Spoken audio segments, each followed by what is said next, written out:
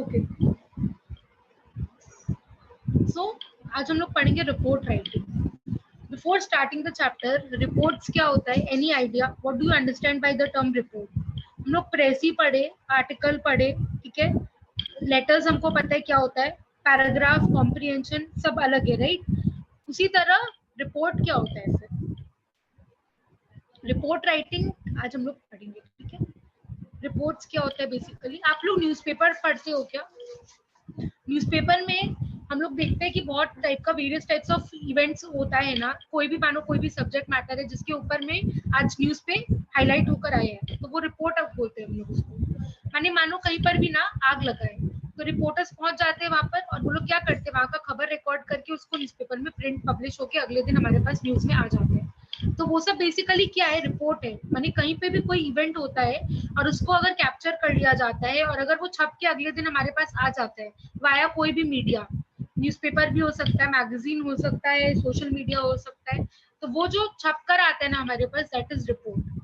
तो basically report क्या है, कोई भी इवेंट, कोई भी इशू ऑफिशियली अगर हमारे तक पहुंचता है, ऑफिशियल मीन्स के through, then that is a report and it is always in writing.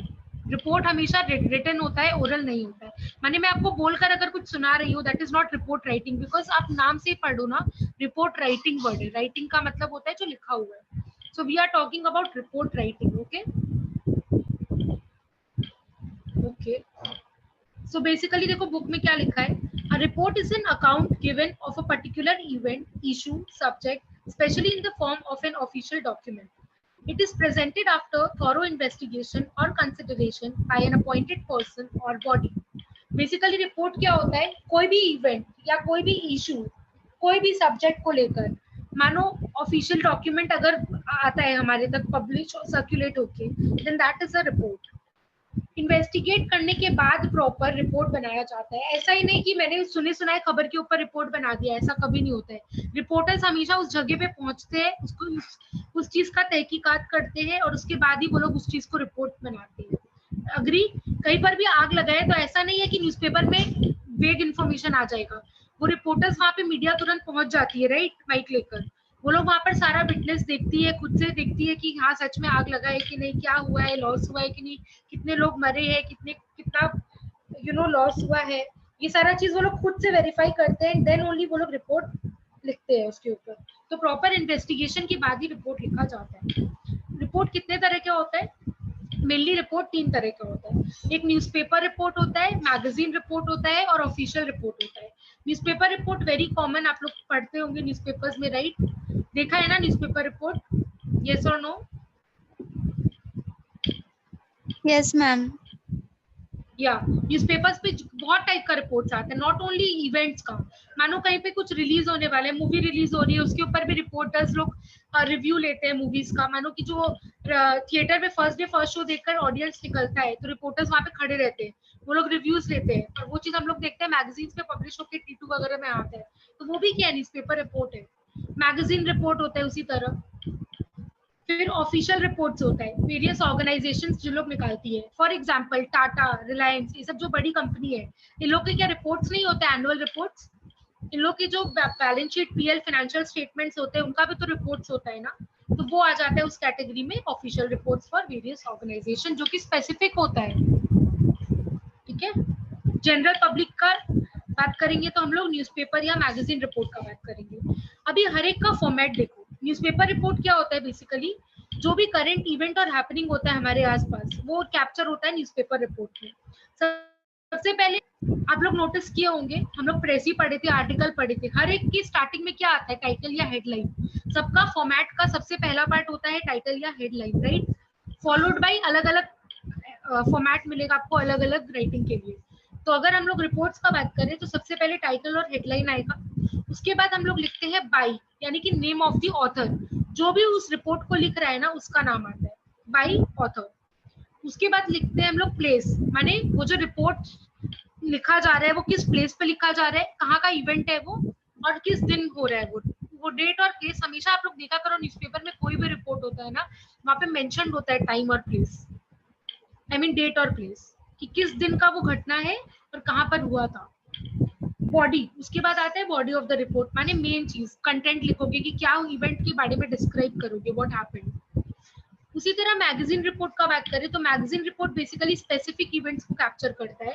Example का अगर बात करूं, कोई टूर्नामेंट हुआ है मानो कहीं पर भी, या फैशन वीक हुआ है, वो क्या स्पेसिफिक इवेंट है, वो करंट इवेंट नहीं है कि कभी अचानक से, जैसे कि ब्रेकिंग न्यूज जो होता है ना, ब्रेकिंग न्यूज आपका न्यूज़पेपर रिपोर्ट में आता है, लेकिन जो डेली लाइफ का इवेंट्स होते रहते हैं ना, which are not breaking news, which are not sudden, specific nature के होते हैं, लाइक क्वार्टर में एक बार या साल में एक बार होता है, जैसे कि international fashion week, annual day school का, ये सारे टाइप के इवेंट्स जो होते हैं वो मैगजीन रिपोर्ट्स में आते हैं।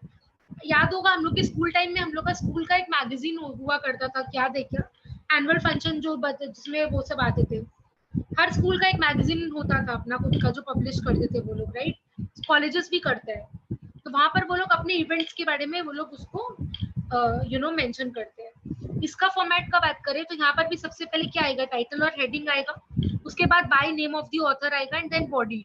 तो बेसिकली फॉर्मेट में कोई भी डिफरेंस नजर नहीं आया, न्यूज़पेपर रिपोर्ट और मैगजीन रिपोर्ट का format is almost similar, only the type is different, माने डिपेंड करेगा नेचर पे कि आप किस टाइप का इवेंट कैप्चर कर रहे हो, अकॉर्डिंगली वो न्यूज़पेपर या मैगजीन में आएगा। अगर वो करंट अफेयर्स पे डिपेंड बेस्ड है, ब्रेकिंग न्यूज है, तो वो न्यूज़पेपर रिपोर्ट में आएगा, या वो कोई स्पेसिफिक इवेंट को कैप्चर करता है, जैसे कि कोई फैशन वीक हो गया, एनुअल डे फंक्शन हो गया, तो वो मैगजीन रिपोर्ट में आएगा। कोई डाउट है यहाँ तक?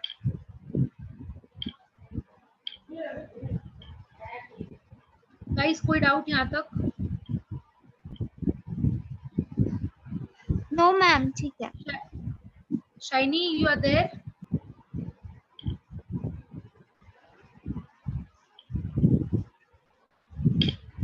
शाइनी आप हो कॉल पे?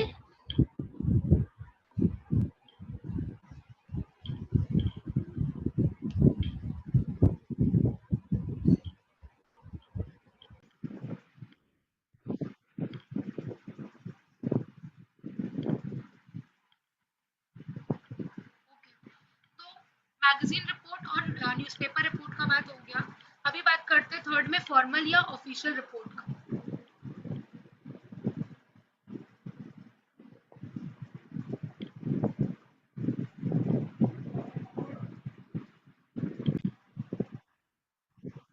तो एक होता है न्यूज़पेपर रिपोर्ट, एक होता है मैगजीन रिपोर्ट, और तीसरा क्या होता है, फॉर्मल और ऑफिशियल रिपोर्ट। सो न्यूज़पेपर रिपोर्ट और मैगजीन रिपोर्ट का हम लोग देखें कि फॉर्मेट सेम होता है।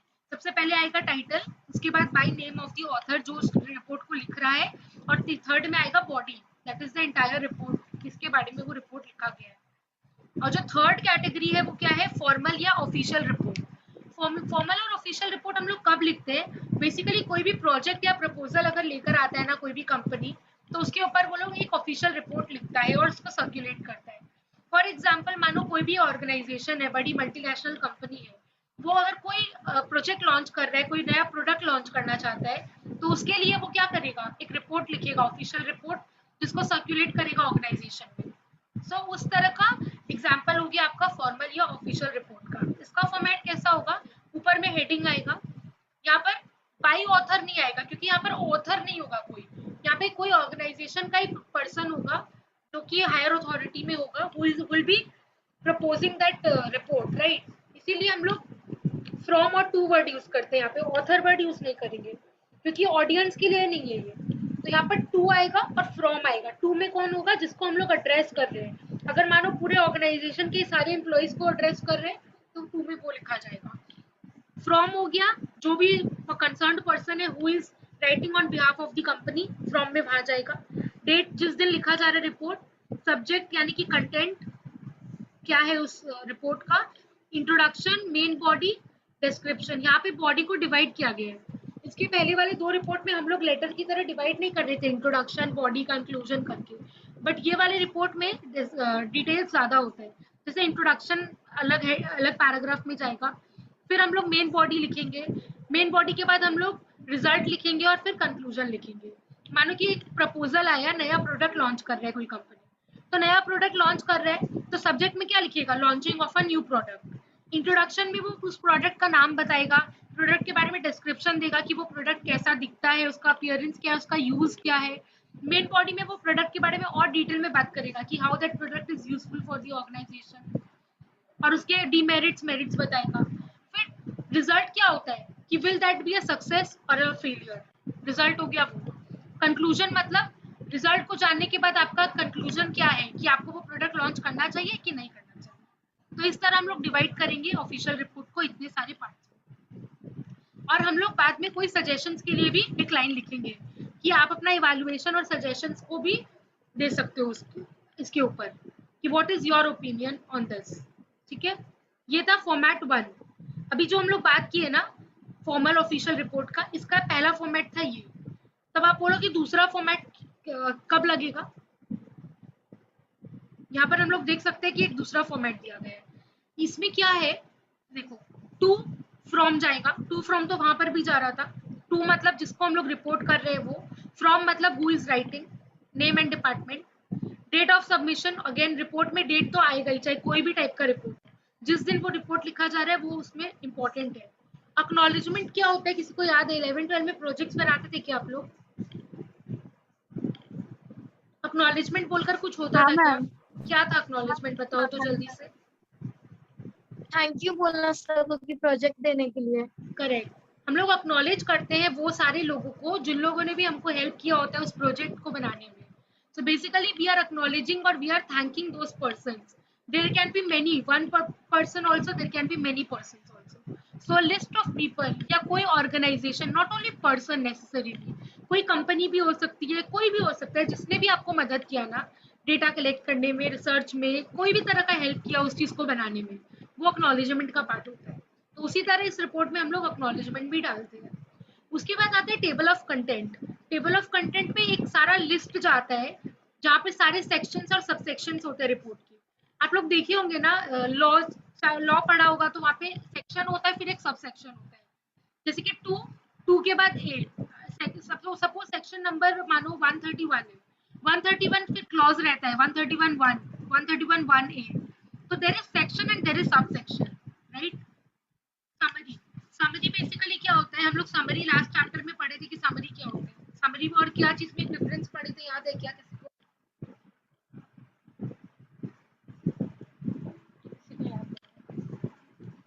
तो व्हाट इज समरी? सारे पॉइंट्स को इकट्ठा करते हैं हम लोग। टॉपिक को डिस्क्राइब करना उसमें।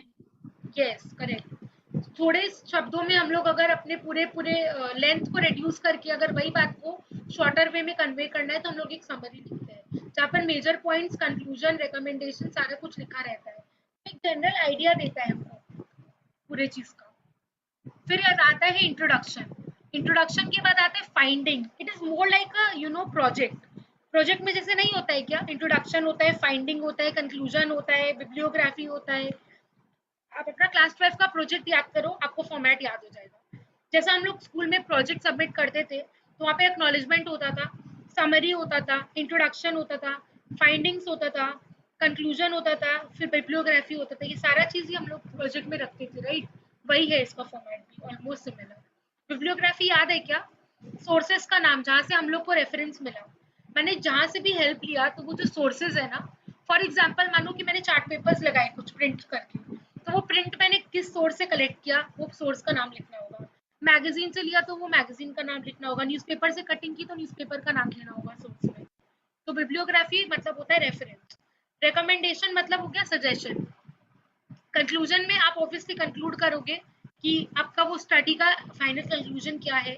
फाइंडिंग मतलब होता है कि आप डिटेल्स दे रहे हो कि इन्फॉर्मेशन आपने जो कलेक्ट किया, क्या मटेरियल यूज किए, अगर कोई मेथड अप्लाई किया तो कौन सा मेथड अप्लाई किया, ये सारा चीज। कोई भी डाउट है क्या यहाँ तक? नहीं मैम। Sure, okay. हाँ। अभी है पॉइंट्स टू रिमेम्बर, जो पढ़ा उसी को रिवाइज करते हैं। ये सारा फॉर्मेट देखकर हमको ये समझ में आया कि जितने भी रिपोर्ट्स है, चाहे वो मैगजीन रिपोर्ट हो, न्यूज़पेपर रिपोर्ट हो या फिर ऑफिशियल रिपोर्ट हो, वो सब ऑब्जेक्टिव नेचर के होते हैं। ऑब्जेक्टिव का मतलब क्या होता है? जहाँ पर पर्सनल चीज इन्वॉल्व नहीं हो। मतलब यहाँ पे पर्सनल ओपिनियंस के लिए, पर्सनल अजम्पशंस के लिए, इमोशंस के लिए कोई जगह नहीं था। बिकॉज ये रिपोर्ट है, ये कोई पर्सनल लेटर नहीं है जो मैं अपने दोस्त को लिख रही हूँ, जहाँ पे मैं हाउ आर यू पूछ रही हूँ, जहाँ पे फीलिंग्स इन्वॉल्व नहीं कर रही हूँ, मैं किसी को लव लेटर नहीं लिख रही हूँ जहाँ पे फीलिंग्स या फिर इमोशंस इन्वॉल्व है। This is a report which is available in general to the general public, right? So it cannot be based on personal opinion. आपने कभी देखा है क्या रिपोर्ट में लिखा हुआ है कि आई थिंक, आई बिलीव? ऐसा तो नहीं होता है ना, अपना ओपिनियन थोड़ी ना देता रिपोर्टर। रिपोर्टर जाता है, विटनेस करता है इंसिडेंट को, और वहां पे वो ऑन स्पॉट लाइव रिपोर्ट लिख, बेस्ड ऑन दी इन्वेस्टिगेशन, जाता है उस जगह पे, इन्वेस्टिगेट करता है, और उसके बेसिस पे वो रिपोर्ट लिखा जाता है, which is based on facts and not opinions, right? तो रिपोर्ट्स हमेशा ऑब्जेक्टिव होता है। दूसरा, हम लोग जब भी रिपोर्ट लिखते हैं ना, तो हमेशा माइंड में टारगेट ऑडियंस होना चाहिए कि वो एड्रेस किसको करेगा वो रिपोर्ट, जिस ऑडियंस के लिए वो रिपोर्ट लिखा जा रहा है उनको ध्यान में रखते हुए उस तरीके से हमको रिपोर्ट को लिखना है, so that it is easily conveyable to the audience. तीसरा बात ध्यान रखना है कि जो पर्सनल प्रोनाउंस होता है ना, फर्स्ट और सेकंड पर्सन, हम लोग पढ़े थे क्या प्रोनाउन?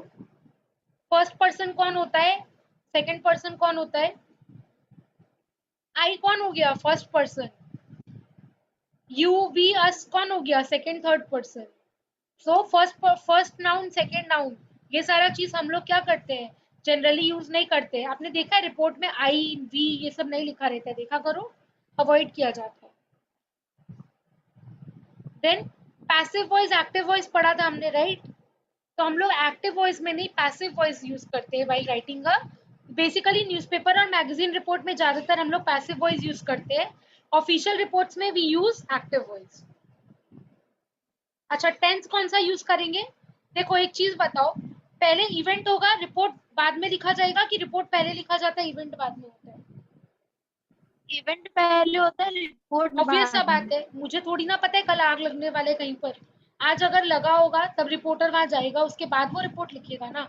तो अगर आप कोई ऐसा चीज लिख रहे हो जो ऑलरेडी हो चुका, तो ऑब्वियस सा बात है ना, पास्ट टेंस यूज करोगे, क्योंकि आप एक ऐसा घटना के बारे में बता रहे हो जो ऑलरेडी हो चुका है। इसीलिए रिपोर्ट्स जनरली पास्ट टेंस में ही होता है, because you are writing about a event which is already occurred, right? Next बात आपको याद रखना है कि जो लैंग्वेज आपका होगा रिपोर्ट राइटिंग का, वो क्लियर होना चाहिए, कंसाइज होना चाहिए और टू द पॉइंट होना चाहिए। माने बड़े बड़े सेंटेंसेस या इरेलीवेंट बातें नहीं लिखनी है, हमको अवॉइड करना है। बेसिकली कंसाइज का मतलब ही वही होता है कि शॉर्ट एंड प्रिसाइज, राइट? जो कि हम लोग कम्युनिकेशन में भी इतनी बार ये वर्ड को पढ़ चुके हैं। Next, technical jargon and subject specific terminology must also be avoided. मतलब टेक्निकल वर्ड्स, अब ऐसा वर्ड्स जिसका मीनिंग कोई स्पेसिफिक पर्सन ही समझ पाए, वो सारे वर्ड्स हमको नहीं यूज करने, हमको सिंपल वर्ड्स यूज करने हैं जो इजीली अंडरस्टैंडेबल हो, जो सेंटेंस को पढ़ के हमको उसका मीनिंग इजीली समझ में आ जाए। बहुत हाई लैंग्वेज यूज किया जाएगा अगर रिपोर्ट में, तो जनरल पब्लिक उसको समझ ही नहीं पाएगी, राइट? तो टर्मिनोलॉजी यानी कि जो टर्म्स हम लोग यूज करते हैं ना, it should be very clear and easy, simple होना चाहिए। अगर टफ होगा तो हमको उसका ग्लॉसरी ऐड करना चाहिए, मतलब उसके लाइन बगल में कुछ एक लाइन लिख देना चाहिए जिससे उसका मीनिंग समझ में आ जाए। नेक्स्ट बात हमको क्या याद रखना है कि इंफॉर्मेशन जो होगा ना, वो लॉजिकली ऑर्गेनाइज्ड होना चाहिए और कोहेरेंट होना चाहिए, मतलब क्रोनोलॉजिकल ऑर्डर में होना चाहिए। माने it should make sense one after the other. जैसे कि असेंडिंग से डिसेंडिंग एक ऑर्डर होता है ना, छोटे से बड़ा। अब ऐसा नहीं कि कोई बीच में मिडिल साइज है तो साइज क्या है, एक क्रोनोलॉजिकल ऑर्डर में होना चाहिए, 1 2 3 4। ऐसा नहीं कि 1 के बाद 5 फिर 4 फिर 3 फिर 2, ऐसा नहीं, it should be in a chronological order.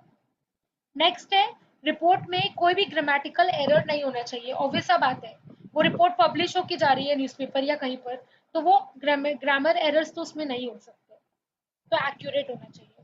तो ये 9 पॉइंट्स क्लियर हुआ, क्या क्या बात ध्यान रखना है रिपोर्ट लिखनी है, आपको काम आएगा, ये याद नहीं करना है, ये आपको पता होना चाहिए, बिकॉज आप एग्जाम में रिपोर्ट लिखोगे तो आपकी रिपोर्ट में ये सारा पॉइंट्स का ध्यान रखना है आपको, ठीक है?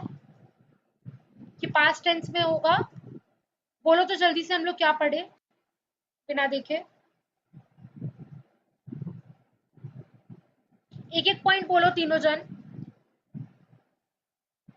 पारुल, हम लोग 9 पॉइंट्स पढ़े, उसमें से 2 पॉइंट बता दो कोई भी जल्दी से। ग्रामेटिकल मिस्टेक नहीं अच्छी एक लेटर में। Sorry, can you repeat? Grammatical mistake नहीं होना करेक्ट, चाहिए और न्यूज़पेपर करेक्ट, लिखते टाइम। करेक्ट, और सेंटेंस पूरा कंप्लीट होना चाहिए, मतलब कोई क्या बोल सकता हूँ? ये आपने बोला है करेक्ट है, बट ये पॉइंट था नहीं वहां पर। पास्ट टेंस में लिखते हैं। Correct, past tense and grammar errors नहीं होना चाहिए। पास्ट टेंस में लिखते हैं। गुड। साइमोंती आप बोलो दो दो पॉइंट्स इसके अलावा।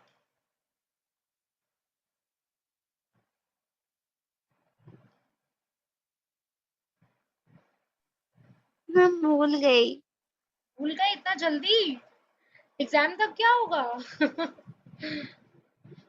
कंसाइज फिर होना मैम रिवीजन चाहिए, तो करेंगे। कंसाइज होना चाहिए, इरेलीवेंट मटेरियल नहीं होना चाहिए, ऐसा कुछ पढ़ा था? कोहेरेंट था। कोहेरेंट था, क्रोनोलॉजिकल ऑर्डर था। राइट, अभी तो पढ़ा ना, हाँ 5 मिनट भी नहीं हुआ। हाँ। नेक्स्ट आप बोलो दूसरा। शाइनी आपको याद है कुछ? हाँ मैम, मैम आपने तो बोल ही दिया सारा। सारा नहीं बोला है, अभी भी बाकी है। मैम कोहेरेंट होना चाहिए। ये तो रिपीट नहीं करना है आपको। टेक्निकल वर्ड्स नहीं होने चाहिए, लैंग्वेज क्लियर होना चाहिए, पैसिव वॉइस वाला पॉइंट नहीं बोला, प्रोनाउन किसी ने नहीं बोला। याद आया? 9 पॉइंट्स था ना? हाँ हाँ। थोड़ा अटेंड करके पढ़ोगे ना, घर पे मेहनत कम करना पड़ेगा, पता है, अभी याद हो जाए। और एक था ना वो क्या पर्सनल नहीं होना करेक्ट, है। पर्सनल प्रोनाउन में ही आ गया था ना कि फर्स्ट और हाँ सेकंड प्रोनाउन यूज नहीं करना है। हाँ, पर्सनल ओपिनियन पहला पॉइंट, पर्सनल ओपिनियन नहीं इन्वॉल्व होना चाहिए, राइट। हाँ यानी हाँ। कि क्या लिखा था कि रिपोर्ट शुड बी ऑब्जेक्टिव, ये था point. Okay, next moving forward. Flow chart दिया है यहाँ पर हमको सीक्वेंस दिखेगा रिपोर्ट राइटिंग का। देखो सबसे पहले ऊपर टॉप में कौन होगा? राइटर, जो लिख रहा है रिपोर्ट। राइटर का क्या काम होता है? पहला तो वो ऑब्जर्व करता है, ऑब्वियस सा बात है, रिपोर्टर है, पहुंच गया वो, इवेंट पे पहुंच गया, जहां पर भी कोई भी मानो इवेंट हो रहा है वहां पे वो गया, वो ऑब्जर्व करेगा सबसे पहले तो, फिर वहां से इकट्ठा करेगा राइट इंफॉर्मेशन को, उसके बाद वो इवेंट देखेगा जो हैपन हो रहा है। अच्छा, जनरल रीडर क्या करेगा? For general reader to bring knowledge information to public domain. ये किस तरह से दिया है? Mainly published in newspapers and magazine. अच्छा अच्छा, ओके फाइन फाइन फाइन। यहाँ पे देखो दो टाइप की बात की है, मैंने बताया था ना जब 3 टाइप का रिपोर्ट पढ़ाया था। एक क्या होता है, मैगजीन और न्यूज़पेपर रिपोर्ट होता है जो एक ही कैटेगरी की होती है, और एक अलग सा क्या था तीसरा वाला जो कि ऑफिशियल रिपोर्ट था। तो अभी देखो पैटर्न क्यों अलग है। अगर हम लोग बात करें न्यूज़पेपर या मैगजीन रिपोर्ट की तो लेफ्ट वाला साइड आपको देखना है, और अगर मैं बात करूँ आपको ऑफिशियल रिपोर्ट की तो आपको राइट वाला साइड देखना है। तो लेफ्ट वाली साइड के केस में क्या होगा, राइटर जो है ना वो ऑब्जर्व करता है, इंफॉर्मेशन गैदर करता है जहां पर भी इवेंट हो रहा होता है। जनरल रीडर के लिए वो लिख रहा है, उसको ध्यान में किसको रखना है? जनरल रीडर को। मैंने याद है एक पॉइंट पढ़ा था, keeping in mind the target audience, that is the point. और क्या करना है उसका मोटिव? टू ब्रिंग नॉलेज और information to the public domain.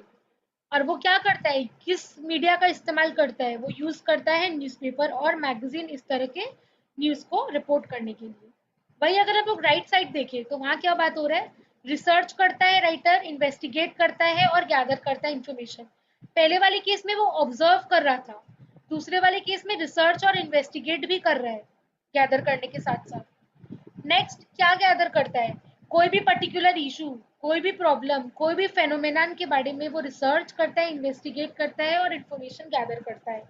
यहाँ पर देखो ऑडियंस कौन है, जनरल रीडर नहीं है, यहाँ पे ऑडियंस है डिफाइंड रीडर्स, मतलब कुछ स्पेसिफिक लोग। ऑब्वियस सा बात है, अगर मैं किसी प्रॉब्लम के बारे में लिख रही हूँ तो वो प्रॉब्लम पूरी दुनिया को तो नहीं हो सकता है, कुछ स्पेसिफिक सर्टन सोसाइटी को वो प्रॉब्लम हो रहा होगा जिनके लिए मैं वो रिपोर्ट लिख रही हूँ। तो इसीलिए यहाँ पर ऑडियंस कौन है, डिफाइंड रीडर्स है। और यहाँ का मोटिव क्या है, स्पेसिफिक है। और ये पब्लिश कहाँ होता है, जब मैं बोल रही हूँ ये कुछ लोगों के लिए है तो मैं इसको न्यूज़पेपर में क्यों डालूं? तो इसको मैं कहाँ पब्लिश कर सकती हूँ? अगर वो कंपनी से रिलेटेड है तो कंपनी अपने एनुअल रिपोर्ट में उसको लिखेगा, क्योंकि वो अपनी कंपनी तक ही रखना चाहते हैं ना, वो कंपनी की बात है। तो अगर एक कंपनी में कोई बात का डिस्कशन चल रहा है, कोई प्रॉब्लम का रिजोल्यूशन आया है, तो that is relevant only for that company and not for us. इसीलिए वो कहाँ पे पब्लिश होगा, एनुअल रिपोर्ट में होगा उस कंपनी के। समझ में आया? कोई डाउट है? हाँ मैम यस, पूछो, क्या डाउट है? मैम हो गया, कोई डाउट नहीं है। ओके, मेरे को हाँ बोला ना, मेरे को लगा डाउट। फाइन। अभी क्या है, steps in report writing. Steps मतलब क्या क्या ध्यान रखना है। पहला चीज, understand the purpose of the report. Obviously अगर आप कोई रिपोर्ट लिख रहे हो तो आपको ये तो पता होना चाहिए कि वो रिपोर्ट आप किसके लिए लिख रहे हो, क्यों लिख रहे हो। You should understand all the instruction, so you should know कि why you are writing and for whom you are writing. That is step 1. दूसरा step is gather and select information. When you know कि why you are writing and for whom you are writing, अब आप start कर दोगे information को gather करना, कि उससे related आपको जहाँ से भी information जो भी sources से मिल सकता है आप उसको gather करना चालू कर दोगे। अब आपने gather कर लिया, इकट्ठा कर लिया, अब आप उसको organize करोगे, राइट। सिस्टमैटिक क्रोनोलॉजिकल ऑर्डर पढ़ा था ना हमने, कि किस तरह से आपको सीक्वेंस में उसको नोट डाउन करना है, कौन सा पॉइंट पहले आएगा कौन सा बाद में आएगा। That is organise.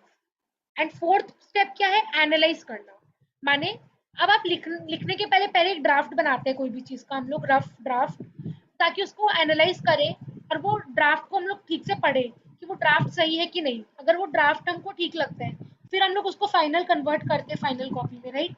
पहला जो ड्राफ्ट है उसको हम लोग रिव्यू करते हैं, और अगर वो रिव्यू में हमको सही लगता है तो ठीक है, नहीं तो हम लोग उसमें कुछ मॉडिफिकेशन करते हैं। मॉडिफिकेशन को करने का प्रोसेस को हम लोग बोलते हैं रिव्यू एंड रीड्राफ्ट। मतलब राइट जो किया ना वो ड्राफ्ट कॉपी था। पहला स्टेप 5 में जो राइट द रिपोर्ट है that is a draft copy, but वो ड्राफ्ट कॉपी में हो ही सकता है ना कुछ कुछ गड़बड़ हो, तो हम लोग उसको रिव्यू करेंगे और उसमें अगर कुछ नेसेसरी चेंजेस करना पड़ेगा तो उसको रीड्राफ्ट करेंगे, क्योंकि फिर से चेंजेस कर रहे हैं इसीलिए हम लोग वर्ड यूज कर रहे हैं रीड्राफ्ट। अभी फाइनली जब हम लोग उसको मॉडिफाई कर चुके, now it is ready, ready for presentation. Presentation का मतलब होता है कि दिख रहा कैसा है वो रिपोर्ट। देखा करो आप लोग, रिपोर्ट्स जनरली ना थोड़ा देखने में सुंदर होता है, प्रेजेंटेबल होता है, वो बोरिंग सा नहीं होता है, क्योंकि उसको हाईलाइट करे रहते हैं, बोल्ड कीबोर्ड यूज, अलग अलग फॉन्ट हम लोग यूज करते हैं रिपोर्ट्स में, कलर्स का यूज किया जाता है अलग अलग टाइप का, ताकि वो देखने में अट्रैक्टिव लगे, वरना कोई भी हमारा रिपोर्ट नहीं पढ़ेगा। तो प्रेजेंटेशन बहुत इंपॉर्टेंट पार्ट होता है रिपोर्ट में। जल्दी से सारा स्टेप्स बता दो, 7 स्टेप्स फास्ट। पहला क्या था,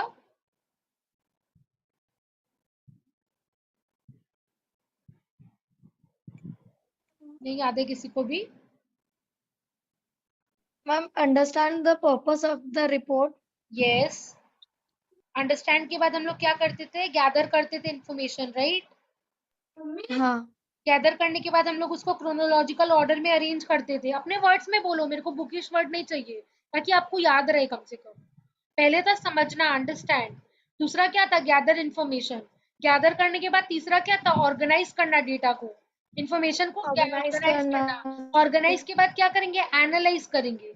एनालाइज करने के बाद लिखेंगे, लिखेंगे मतलब एक ड्राफ्ट बनाएंगे। देखेंगे। ड्राफ्ट के बाद में हम लोग उसको रिव्यू करेंगे, और अगर कुछ चेंजेस करना होगा तो उसको फिर से ड्राफ्ट करेंगे, that is redraft.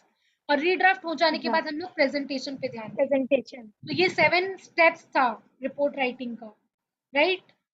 I hope easy था बहुत ही, ये चैप्टर सारे बहुत इजी है पता है। अभी हम लोग आ जाते हैं सैंपल पे, सैंपल न्यूज़पेपर रिपोर्ट। यहाँ पर एक सैंपल न्यूज़पेपर रिपोर्ट है, टॉपिक क्या है, daughter of gardener tops board exam. देखो हम लोग पढ़े थे ना कि सेकेंड टाइप का मैगजीन रिपोर्ट था, जो कि बेस्ड होता है स्पेसिफिक इवेंट्स पे। ये एक स्पेसिफिक इवेंट है ना, कि अचानक किसी गार्डनर की बेटी ने टॉप किया एग्जाम में। ये जनरल पब्लिक ने, ये मैगजीन में आएगा, ये न्यूज़पेपर में नहीं आएगा, ठीक है। रिया शर्मा, हम लोग पढ़े थे फॉर्मेट में बाई ऑथर का नाम आता है, तो रिया शर्मा ने अगर रिपोर्टर है तो बाई रिया शर्मा। सबसे पहले क्या आएगा, हेडिंग आएगा, हेडलाइन। हेडलाइन है daughter of gardener tops board exam. उसके बाद आता है बाई ऑथर, ऑथर का नाम है रिया शर्मा। और उसके बाद आएगा बॉडी। बॉडी में क्या है, देखो प्लेस आएगा, डेट आएगा, पढ़ा था ना हमने फॉर्मेट में। प्लेस है भुवनेश्वर और डेट है May 12। उसके बाद हम लोग सीधा बॉडी पे आ जाएंगे, 2-3 लाइन में खत्म। Suman Nayak, the daughter of a municipal gardener, Om Nayak, has topped the Odisha Board Senior Secondary Examination with 98.8% marks. Her success has been lauded by the staff members of her school, the Government Senior Secondary School, Malkaganj, the Odisha Education Board, and the State Education Minister.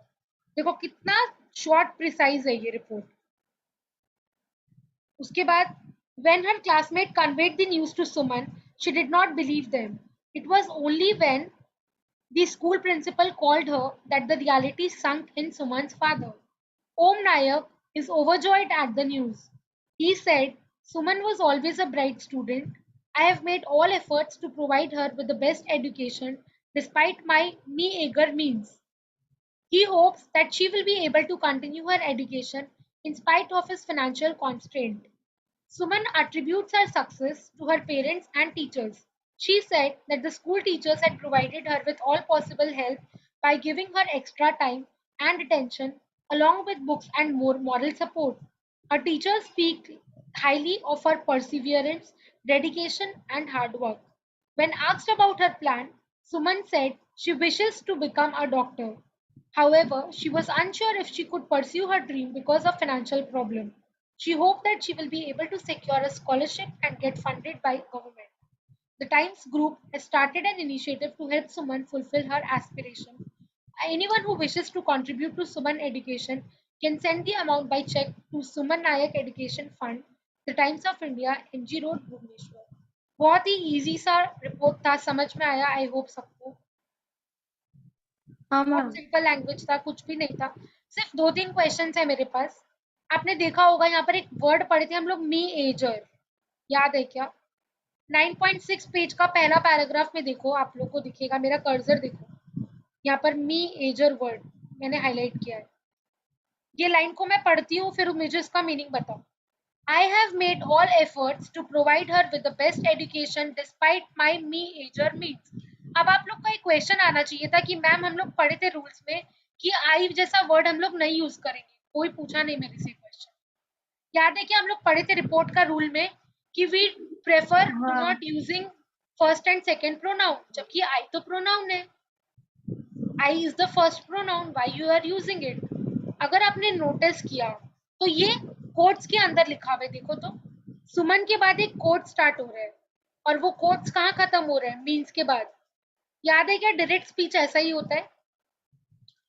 Direct speech माने जब आप coat करते हो ना किसी के lines को उसी के शब्दों में, उसको हम लोग डायरेक्ट स्पीच बोलते हैं. माने उसकी जुबानी. जैसे कि